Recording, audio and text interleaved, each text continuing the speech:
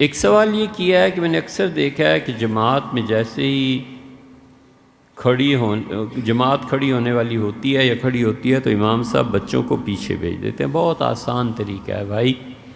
3 چیزیں ہیں۔ ایک تو وہ بچے جو نماز میں خلل ڈال سکتے ہیں، شور کر سکتے ہیں، پاکی ناپاکی کا پتہ نہیں، یہ حکم ان کے لیے انہیں پیچھے کھڑا کیا جائے۔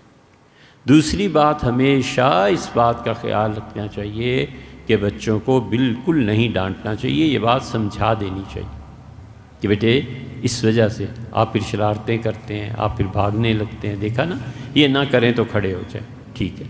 ایک کونے پہ بھی اس لیے کہا جاتا ہے کہ وہ بچہ کہیں صف کے درمیان میں خلل نہ ڈال دے، یہ سب حکمتیں ہیں۔ جہاں یہ حکمتیں نہ ہوں، بچہ بڑا ہو، پاکی ناپاکی کو جانتا ہو، یہ سب چیزیں اسے آتی ہوں، کیوں اسے پیچھے کیا جائے؟ صحابہ رضی اللہ عنہم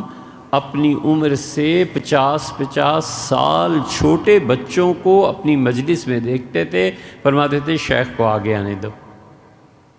زہری کہتے ہیں میں جب جاتا تھا ان کی مجلس میں تو میں اتنا چھوٹا سا تھا، چند بالشت میرا قد تھا، اتنا میں سکڑا ہوا تھا اور میری داڑھی کا ایک بال نہیں آیا تھا، تو میری ماں خوشی کی وجہ سے سر پہ پگڑی باندھ کے بھیجتی تھی، تو پگڑی میرے جسم سے بھی بڑی ہوتی تھی۔ صحابہ رضی اللہ عنہ جو اپنی مجلسوں میں دیکھتے تھے تو آگے بلاتے تھے، کہتے تھے چھوٹے شیخ کو آنے دو، پھر مجھے اپنے پاس بٹھاتے تھے، پھر کہتے تھے بیٹے ہم لوگوں نے کب تک دنیا میں رہنا ہے، کل کو یہ ہماری گدیاں، یہ ہماری مسانید، یہ سب چیزیں تم نے ہی سنبھالنی ہیں، بیٹے پڑھو۔ اس لیے جو مساجد میں ڈانٹ ڈپٹ، بچوں کے ساتھ سختی، یہ بالکل روا نہیں،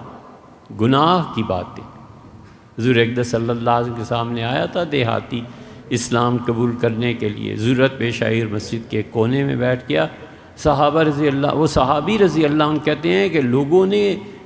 آواز کے ذریعے مجھے سمجھانے کی کوشش کی، میں دیہاتی آدمی تھا، زمین کچی تھی مسجد کی، تو میں نے دیکھتا رہا، میں نے ذہن میں دل میں یہ سوچا، میں نے کہا خدا تمہیں غارت کرے، یہ کیا کیوں تم مجھے اس طرح دیکھ رہے ہو، کیا یہ حضور صلی اللہ علیہ وسلم فرمایا چھوڑ دو، اس کی ضرورت پوری ہو جائے۔ یہاں تک کہ میں اچھی طرح جب فارغ ہو گیا تو حضور صلی اللہ علیہ وسلم میرے پاس تشریف لائے اور مجھ سے فرمایا کہ یہ ہماری عبادت کی جگہ ہیں اور اللہ نے اس مقصد کے لیے یہ نہیں رکھی، اور جب ایسی ضرورت پیش آ جائے تو جنگل میں چلے جایا کرتے ہیں۔ اور پھر فرمایا کہ پانی لاؤ، پانی کے ڈول پیش کیے گئے اور حضور صلی اللہ علیہ وسلم نے میرا پیشاب سارا پانی کے ذریعے صاف کر دیا۔ ہم ہوتے تو خون کے ڈول بہا دیتے، ہم ہوتے تو کیا کرتے؟ یہ حضور صلی اللہ علیہ وسلم کا طریقہ ہے، تو اس لیے بچوں کو نہیں ڈانٹنا چاہیے۔